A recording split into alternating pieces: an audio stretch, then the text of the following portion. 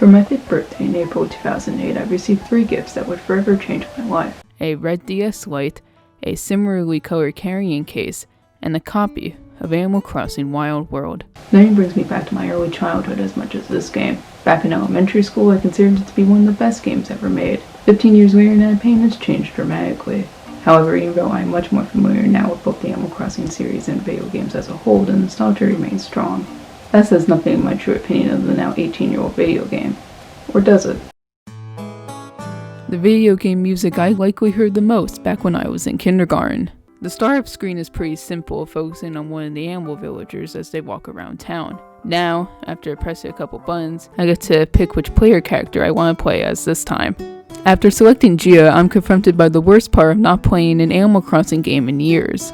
The sheer amount of weeds on display is pretty disgusting, but I suppose it's just the magic of Animal Crossing guilt tripping, a series classic. So why not pass the time plucking weeds with a history lesson? Animal Crossing Wild World is the sequel to the GameCube game Animal Crossing, which is itself a localization of an enhanced port of the Japan-only N64 game Teputsu no Mori. Wild World released in late 2005 everywhere but Europe, where it had to wait a few months until March 2006, but at least they didn't have to wait as long this time. Upon its release, Wild World was incredibly popular and became one of the best-selling games on the DS. There were a couple of reasons for this. One reason was that it released on a much more successful console. Another might not be as obvious, but it had everything to do with the blue circle in the lower left-hand corner of the box art. Wild World was only the second game to utilize the Nintendo Wi-Fi connection. The first was Mario Kart DS, a game I also played a lot as a kid. Additionally, local multiplayer was simplified, not only requiring 2 copies of the game and 2 DSs in comparison to moving a memory card between 2 GameCubes. In fact, this game was my first exposure to local multiplayer as I played it quite a bit with my mom back in the day. However, I never touched online multiplayer, not because I wasn't able to, but well, because I was a kid. I had no idea what friend codes were. Sadly, friend codes wasn't the only thing criticized about this game. While there were a few new mechanics added, at the end of the day, the core gameplay was the same as it was on the GameCube. Some people it might not have been enough, but of course it depends on who you talk to. So basically, while hairstyles, constellations, and online play were pretty cool when most of you stick around, none of it was enough to make the game stand out to anyone familiar with the original. That was enough negativity for one day. To cheer myself up, I'll just head to the bulletin board. Wait, this board seems rather empty. Where's the holidays? Yeah, it's impossible to talk about Animal Crossing Wild World without mentioning its biggest flaw, the lack of holidays. When the original Animal Crossing was localized, one of the most obvious changes was the removal of the holidays from the Japanese version in favor of holidays that would be more familiar to an international audience, like Halloween, April Fool's Day, and equivalent to both Thanksgiving and Christmas. In Wild World, all of these holidays are removed in favor of generic ones. These include the A-Day, the Flower Fest, and the Flea Market. This was done to make the game West region specific. While understandable considering how lengthy the localization of the original Animal Crossing was, it's also understandable how people will be put off by the lack of recognizable holidays and the replacement by holidays that felt more like events than anything. Unsurprisingly, recognizable holidays were back in the next installment, City Folk, 30 years later. Well, now that that's over, I can finally talk about the gameplay. It's your typical Animal Crossing fare. Check the mail, pluck the weeds, talk to neighbors, you know, the usual. One of the most notable changes were the controls, specifically the new touchscreen controls. Hold the stylus on your character, move them around, and now you're really playing with style. I thought it was the coolest thing in the world, just like every other part of this game. Honestly, I still like playing this way. I don't know what that says about me.